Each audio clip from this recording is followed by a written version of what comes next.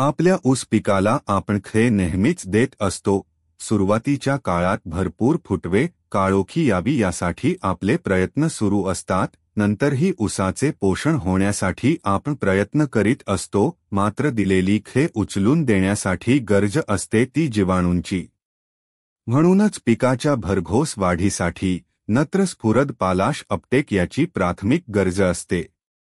याच्यामध्ये अझोटोबॅक्टर पीएस-बी आणि केएम-बी यासारख्या जीवाणूंची गरज असते।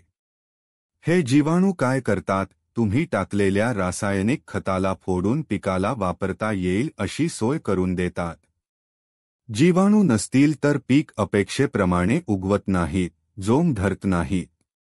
अपटेक होत नसल्याने पिके जलद वाढत नाहीत। माती भुसभुशीत होत नाही। मुळे खोलवर वाढत नाहीत।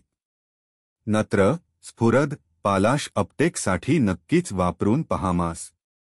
यामध्ये असलेल्या जीवाणूमुळे मुळ्यांच्या जोमदार वाढीस चालना मिळते, परिणामी आपल्या पिकाला मजबूत होण्यासाठी त्याचा मोठा फायदा होतो। म्हणूनच आपल्या ऊस पिकावर एकदा नक्कीच वापरून बघामास। अधिक माहितीसाठी संपर्क पीक कृषी कोल्हापूर।